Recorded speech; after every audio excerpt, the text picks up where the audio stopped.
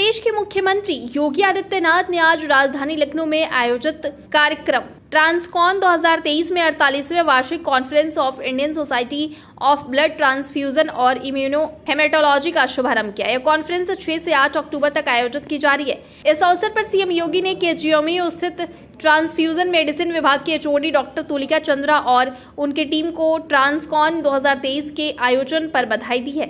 साथ ही उन्होंने कहा कि इस तरह के कार्यक्रम से लोगों में जागरूकता आती है, आगे भी इस तरह के जागरूकता कार्यक्रम होते रहने चाहिए। सीएम योगी ने आगे कहा कि आम लोगों में रक्तदान को लेकर अभी भी जागरूकता की कमी है। ऐसे में लोगों को जागरूक करने के लिए हर स्तर पर काम होना चाहिए। रक्तदान हर स्वस्थ व्यक्ति कर सकता है। किस उम्र में रक्तदान किया जाना चाहिए और किस उम्र तक रक्तदान किया जा सकता है। इसके अलावा उन्होंने अंग प्रत्यारोपण को लेकर भी लोगों को जागरूक करने की बात कहते हुए कहा कि यदि लोग जागरूक होंगे तो बहुत से लोगों की जान बचाई जा सकती है।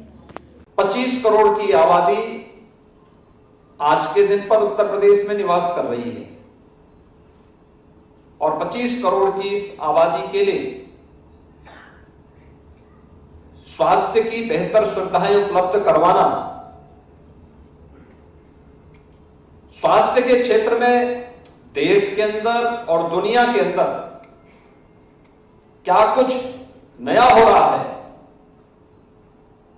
उनको प्रदेश के अंदर लाने का एक प्रयास करना, जहां केंद्र और राज्य सरकार मिलकर के इस दिशा में प्रयास कर रहे हैं, वहीं विभिन्न धर्मार्थ संगठनों के द्वारा, सामाजिक संगठनों के द्वारा और इस प्रकार की कॉन्फ्रेंसेस हम लोगों को तकनीकी ज्ञान के साथ साथ टेक्नोलॉजी के आदान प्रदान में भी एक बड़ी भूमिका का निर्वहन करने में सहायता प्रदान करती है। हम सब जानते हैं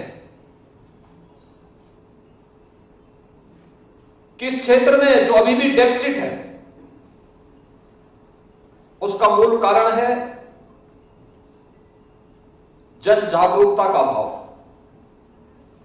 अवेयरनेस न होने के कारण लोगों के मन में एक भय बना रहता है और मैं अक्सर इस बात को देखता था, हम लोग भी देखते हैं पूरे देश के अंदर। अगर आज के दिन पर हम लोग इस बात को देखते हैं कि जो कुल ब्लड की आवश्यकता है, लगभग 15 से 20% ऐसे मामले देखने को मिलते हैं जहां पे इतनी कमी देखने को मिलती है। और यह तब जब इस फील्ड में बहुत कुछ परिवर्तन हुआ है।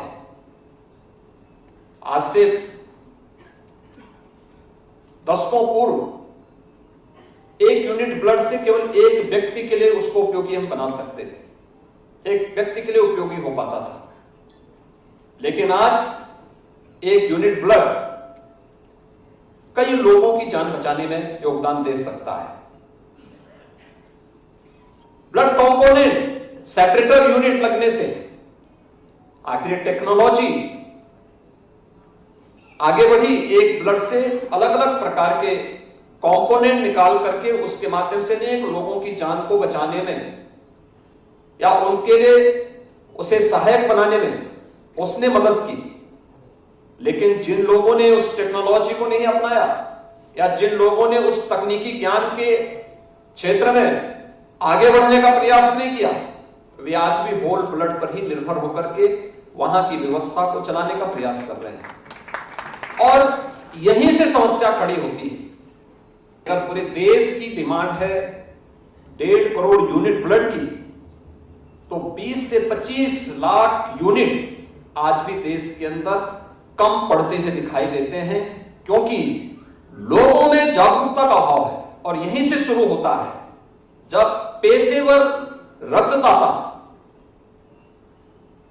शोषण करता है, तमाम प्रकार की बीमारियों को ब्लड के साथ देने का काम करता है और फिर वहीं से समस्याएं खड़ी होती हैं जो इस पवित्र पेशे पर प्रश्न जहां से खड़े होते हैं।